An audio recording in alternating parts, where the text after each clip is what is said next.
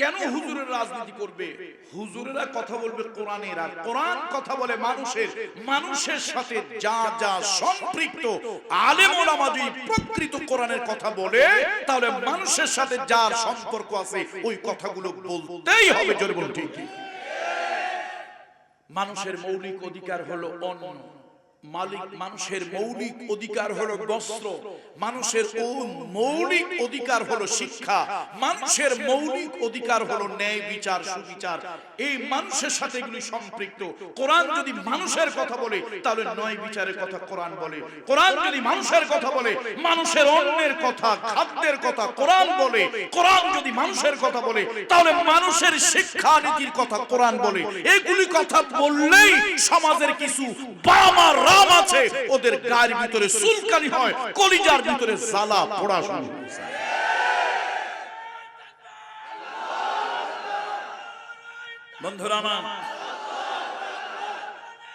বন্ধুরা আমার, কোরআনের প্রথম আয়াত। আচ্ছা বলেন তো, কোরআনের প্রথম আয়াতটা কি অবতীর্ণ হইল? কি বলেন তো? ইকরা মানে কি? The more you read, the more you learn. The more you read, the more you learn. যত পড়বেন তত শিখবে। প্রথম কথাই হলো ইকরা, তবে শুধু পড়লেই হবে না, বিইসমে রাব্বিক। ইকরা পড়ো, তবে শুধু পড়লেই হবে না। আরে পড়লে তো তুমি ইরশাদ শিকদার হয়ে যেতে পারো, মুকিম গাজী হয়ে যেতে পারো, শিক্ষিত ডাকাত আর চোর হয়ে যেতে পারো, তুমি তো ডারউইনের মতো একটা নাস্তিক হয়ে যেতে পারো, বস্তুবাদী জড়বাদী হয়ে যেতে পারো। ইকরা পড়লেই হবে না, বিইসমে রাব্বিক। কার নামে পড়ো? এখন বলেন, এই ইকরার তাফসীর যদি আমি করতে চাই, রবের নামে পড়ো এই কথা বলতে গেলে ছোটবেলায় পড়েছিলাম, সকালে উঠিয়া আমি মনে মনে বলি, সারাদিন আমি যেন ভালো হয়ে চলি, আদেশ করেন যাহা মোর গুরুজনে, আমি যেন সেই কাজ করি ভালো মনে।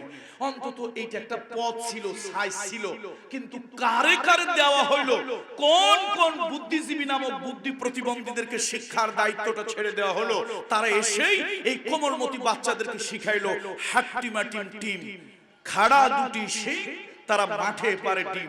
আমি জিজ্ঞেস করি, এই বদমাশগুলোকে শিক্ষিত এই মানসিক এবং বুদ্ধি প্রতিবন্ধীদেরকে জিজ্ঞেস করি, পৃথিবীর কোন জঙ্গলের ডিম পারে, অথচ ওই প্রাণীর মাথায় শিং আছে, এর একটা কথা বলো। তাহলে বাচ্চাটারে মিথ্যা দিয়ে যা মস্তিষ্ক ধোলাই করলে, এদেশের আলেমরা যদি কোরআনের তাফসীরে ইকরা প্রথম সূরার প্রথম আয়াতের তাফসীর করতে যায়, সমাজ নিয়ে, শিক্ষা ব্যবস্থা নিয়ে কথা আসে, আর এতে যদি কার গায়ে পায়ে চুলকানি হয়, বুঝতে হবে এইটা একটা কুলাঙ্গার পেজন মাজরে কোনটি।